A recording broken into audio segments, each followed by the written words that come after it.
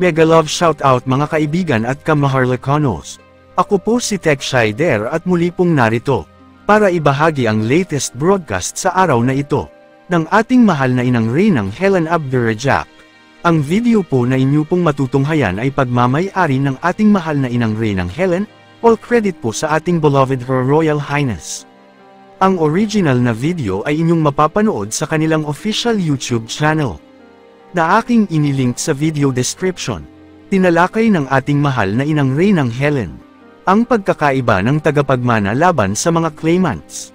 Ang ating mahal na inang Reynang Helen at mahal na Haring Roger Mamay ay siyang tunay na binigyan ng mga poder, at sila ay anointed ng Diyos Ama at binigyan ng karapatan para pamahalaan ang ating bansang maharlika at iba pang nasasakupan. Samantalang ang mga claimants ay mga nagpapanggap at naghahangad na angkinin ang kapangyarihan at yaman ng ating bansa. Para sa detalye at mahalagang pagtalakay ng ating mahal na inang Reynang Helen, atin pong panoorin ang video hanggang sa ito po ay matapos. The Maflindo 2023. Sa ating mga kasamahan mula Apari hanggang Hulo. At special mention po ang ating mga kapatiran na OFW diyan sa Malta, nandyan sa Saudi Arabia at sa Roma. September 18, 2023, happy birthday po sa aking kapatid na Sister Flor. Maraming salamat po, at least binigyan tayo ng Diyos Ama ng mahabang buhay. Maraming salamat din sa ating mga tagapakinig na nag-aabang kada umaga ng ating live broadcast. Kahapon po, nagkaroon na ng confirmatory, nagkaroon na ng pagpupulong ang tatlong royal family leaders ng Secretariat ng ating Maflindo 2023, kasama ang Secretariat ng Pilipinas, Islas, the Philippine Islands, kasama ang Sandakan North Borneo, kasama ang Malaysia. Siyempre, natural, bilang royal family, direkta sa ating mga lolo at lola mula pa ng Inglaterra, ng Brunei, ng Singapore, at ng ating Lupasug Empire. Napaglagyan na po natin ng selyo ng perma ang ating pagpaupo sa ating royal family, ang King ng Pearl of the Orient, si King Ferdinand Idralin Marcos Sr., aka Rogelio Madrid Abran, at siya rin ang reinstalled na ating presidente ng Pilipinas, kaya nagbuni lahat ng legalidad na mga kabangkuhan dahil natuntun na rin sa wakas ang missing link, ang dapat nararapat na naitakda na noon pa man. Maraming mga asungot na sinasabi ng mga iba. Ako mismo na paratangan din, subalit nakita ko, lalo na yung mga journalismo na sumuporta sa claims. Lahat ng sultan-sultan may kalalagyan, mismo ang mga namamahayag ng maling programa at sistema. Sinabi ko sa inyo, may batas ang soberenya. Salamat doon sa mga naglalagay ng mga taong hindi na dapat. Subalit, sige lang, sinabi ko claims versus tagapagmana, heirs and successors. Marami akong pinasukan, marami akong na-penetrate sa inyo. Hindi ako umalma kahit binabastos ninyo ako ng harap-harapan. Subalit sa araw na ito, dokumentado, silyado diretso sa United Nations, sa ICJ, sa ICC, sa World Bank, lahat po iyan, sa IMF, sa BIS, sa World Treasury, lahat po American Treasury, lahat diyan sa Central Bank, lahat ng ahensya. Mula pa sa Secretary of Finance, lahat iyan dahil transformation, transformasi, reformation, reinstallment, reinstatement, lahat po yan nangyari mula noong September 16, 2023. Marami kayo na hindi naintindihan. Sunod-sunuran kayo sa mga taong nagsasabi sila dahil pinapakita rin nila ang pera, ang account, at dahil sila ay direkta sa mga prosesor ng Central Bank. Pero nung ako'y nag-check, walang record ang treasury ng Heritage account. Kaya nga, si Queen hindi niyo makitaan magalit. Kasi kasama ko kayo at pinagkakatiwalaan ko kayo. Kahit yung mga journalismo na nagpahayag sa akin noon, kumo ako ay isang maralita, pobre, hindi ako may karangyaan katulad na nagmamarcha diyan sa malalaking entablado, malalaking arena. No, so lahat iyan, sinabi ko sa inyo, kung sino pang dugo ang siyang magkiklaim, hindi ako ang magpaparusa. Ang 7 Macdum. Huwag ninyong maliitin ang korte ng soberenya, ng kalangitan at ng Lemuria.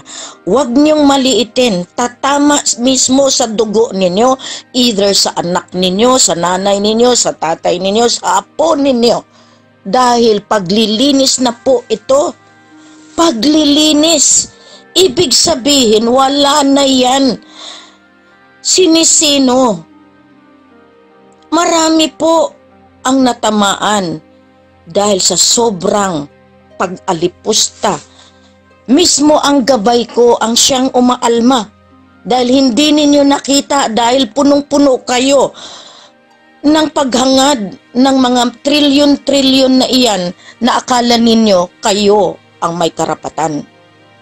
Lahat ng umangkin, lahat ng mga reyna na nagsasabi hawak nila, lumantad na po kayo. Kaya nga ako, sinasabi ko sa inyo, ang mga papeles intact, lahat ng inutusan gumayak.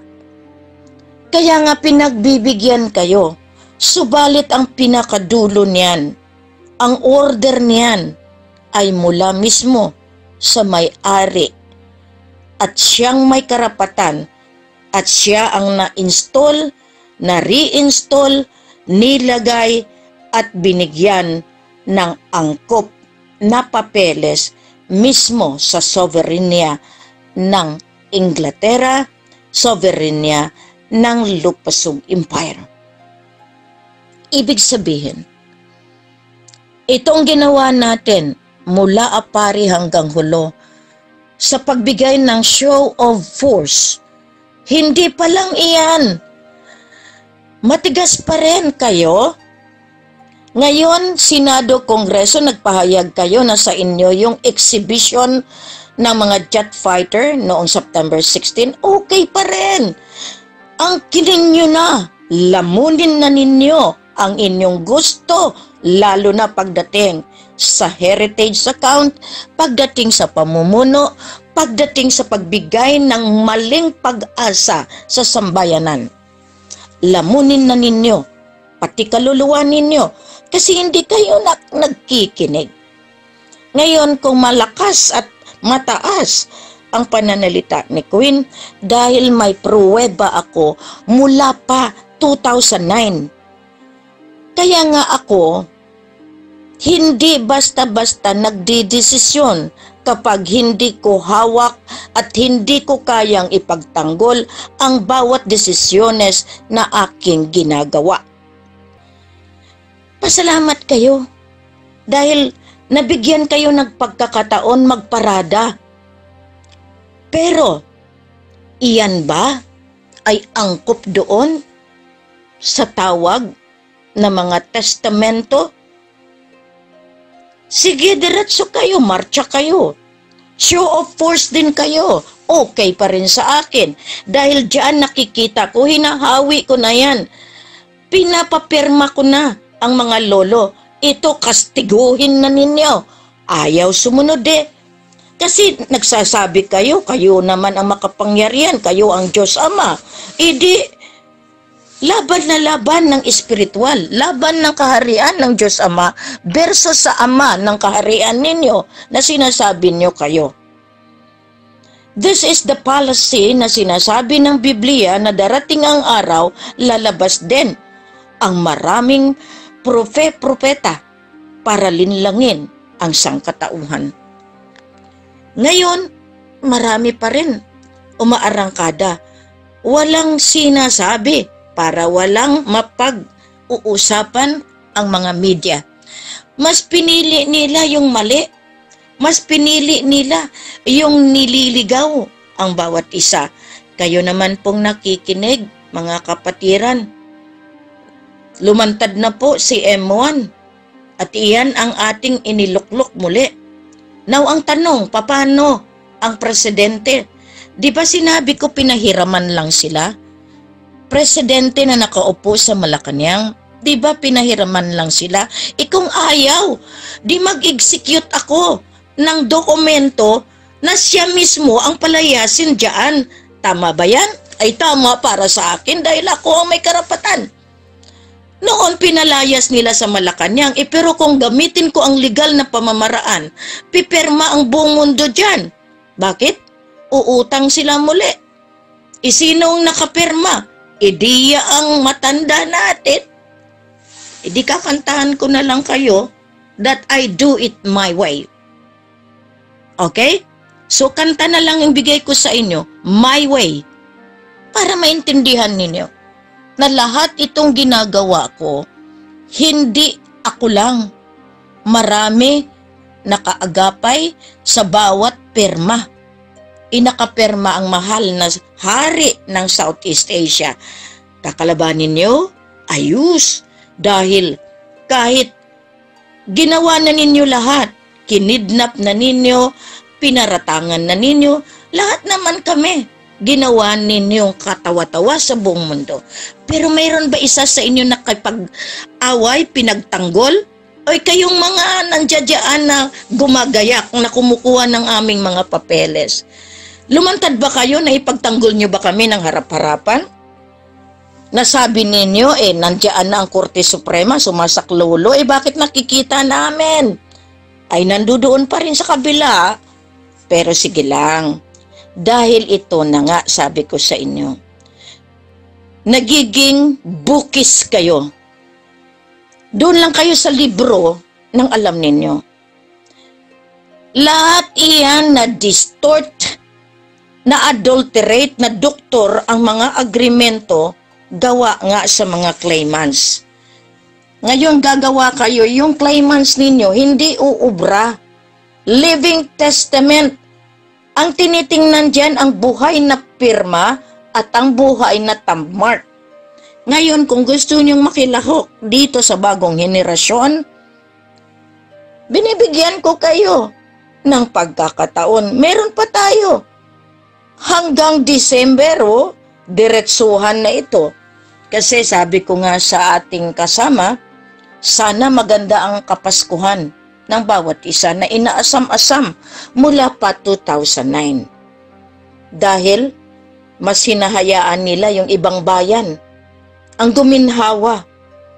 Dahil sa sobrang pag-claim, sa sobrang pagbakod sa claimants, sa sobrang pagsuporta sa lahat ng umaangkin, ayan ang napala ng bansang Pilipinas. Nalugmok sa kahirapan ang sambayanan dahil sa maling pagsuporta ng mga nakaupong mga opisyales mula presidente magpahanggang barangay captain.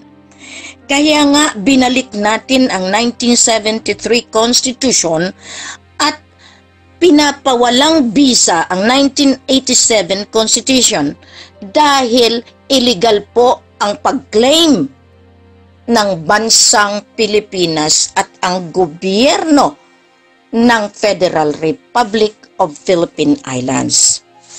Now, andyan na naman kayo, taas kilay ang mga claimants. Sino ba siya? Hindi man siya senador, hindi man siya congressman o congresswoman para ipawalang bisa ang konstitusyon mismo. Makinig po kayo. Ang nagbigay ng otoridad sa gobyerno ay ang soberenya. Pag sinabi mong soberenya, iyan po ang otoridad mula pa sa Diyos Ama na ginamit ang sultanato ng Sulu and North Borneo, ang Lupasug. Iyan na yung power and authority na kasama ang mga limaya, ang seven makdum, ang lahat ng mga espiritual na mga pamilya. Iyan po. Kaya nga diyan nakikita natin na ito ang paraan para maintindihan ninyo na may umbrella, may payong ang bawat gobyerno ng buong mundo. Pinahiraman ng Universum Magnum. Authority galing mismo sa may-ari ng creation. Iyan, creator mismo. Kaya nga ang konstitusyon natin, meron yan preamble. No, na nakalagay mismo ang power authority ng Diyos. Sa anong nangyayari sa atin? Masyado tayo nakafocus doon sa pagbigay ng mga batas na hindi naman makatauhan. Ngayon, sasabihan nyo, ano ako? Kaya nga marami ang mga tao, pamilya sa pamilya, pinagtatawanan, nag-hallucinate dahil sa pagsuporta sa akin. Lahat po kayo nakalista din. Okay, nakahallucinate si Queen, pero paano yan? Isa-isahin ko yung yaman nyo. Kunin ko yung yung tinatawag natin, yung ability ninyo na maging mayaman. Ability ninyo na magiging mataas. Ability ninyo na yung mapaglinlang. Kasi nga, akala ninyo habang buhay, mayaman kayo. Ipapano iyan? Kung isang iglap lahat ng yaman mo, nabawi ng kalangitan. Dito nakikita ninyo kung gaano katindi ang parusa na ibibigay sa inyo, igagawad sa inyo. Itong pag-reinstall nito para mapakinabangan natin ang kayamanan. Divino gobyerno ang pamamaraan. Holy asset iyan, galing yan sa Holy Father. Hindi yan basta-basta na ginagalaw ng mga claimants na ang babastos ng mga bunganga. Magiging reyna hari kayo, hindi nyo man lang naintindihan, pati pananalita nyo, hindi katanggap-tanggap ng kasama ninyo. Kayong mga mamamahayag, kayo ba ay nakatuka doon sa sinasabi? Because you have the obligation and the right to check kung yung inyong mga pinapahayag ay angkop doon sa inyong sinumpaang profession. You have all the rights. Kaya nga babalikan ko ang Philstar, babalikan ko lahat iyong mga nagsabi na ako ay isang busabos, isang claimant dahil nga nabayaran kayo ng mga claimants. Dito totoo yan, bayad yan. Pera sa pera, milyones ang pinapagana dahil suportado ng pera ng Petronas, pera ng Malampaya, pera ng Kaban ng Bayan dahil sa tinatawag natin kailangan mabakuran at hindi makalantad si Queen Helen Abdurrahman. Tama po ba, mga claimants? Wala tayong magawa. Dahil ang katotohanan ay katotohanan at kailanman hindi nyo matatakpan ang sumisingaw na kaliwanagan na nandito sa aking mga kamay. Maraming salamat. Ngayon, It is my way, the God in me, the Spirit of light in me, that will destroy the darkness that you had been spreading throughout the archipelago of the divine government. So ngayon, salamat ako. Sana ditong 5 araw na sunod-sunod natin pag-celebrate, akala ninyo 16 lang yan? Diretsuhan po ito para lahat kayo mapaparusahan na. Hindi ako kukuha ng maliit, kukuha ako ng malalaki. Ehemplo ng ating kapangyarihan mula sa Allah. Ayan. Ngayon, tinatanong nyo ako, nasaan na ang presidente? Bakit ko ilalabas agad?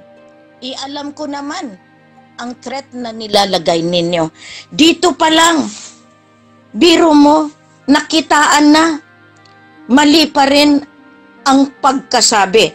Di ang gagawin natin, unahin natin yung mga packagers. Okay? Kasi ang packagers, yan yung silent devil na nagbigay ng kadiliman sa pamumuno na dapat noon pa ay lumantad in 1983, kung saan lahat ay mature na ang lahat ng mga accounts na ginalaw na pinalaki ni Apo Lakay. Kaya pasalamat tayo, no, sa araw na ito. Totoo at hindi totoo, may-ari at taga-klamar. Kaya ang claimants walang mapapala dahil buhay ang may-ari. Ngayon, paano ito? Dahil ang Marcos nagkiklaim din na sila. Kaya nga maraming bibigyan ng hustisya, lalo na yung pag-iyak-iyak doon sa wax na nilagay sa Baguio. Paano yun? That is an example of panlilin lang.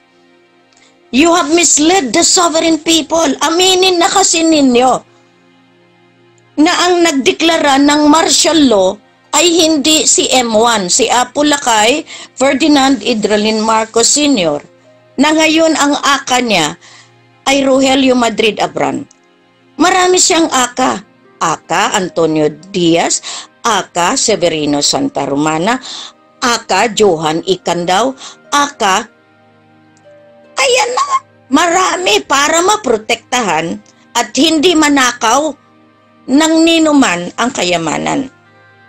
Kaya nga maraming naglalagay dyan. Pasensyahan po tayo ha. Lahat na nagbibigay sa akin ng informasyones, ayusin ninyo maigi dahil batas sa batas. Ayusin ninyo dahil dito makikita na ninyo.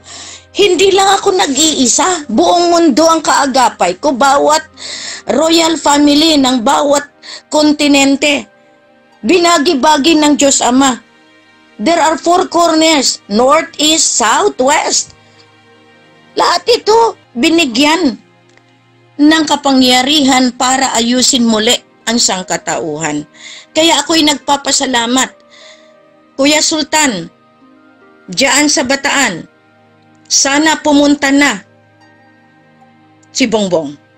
Pumunta na lahat sa iyo para mapabilis ang pag-ayos natin dito sa ating hanay para lahat ito mabigyan na ng hustisya.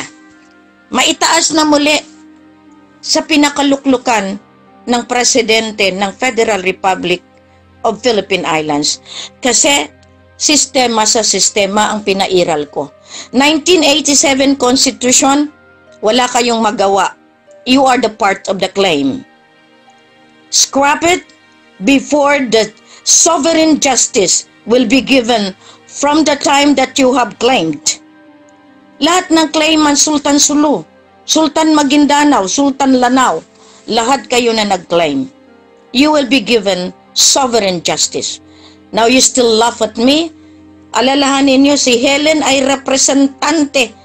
Mas mabigat ang mga lolo na nasa likodan, sa harapan, sa tagiliran. Kaya dito nakikita ninyo. Queen has been working. Biro mo, hindi pa lang yan ang nakita ninyo. Paano?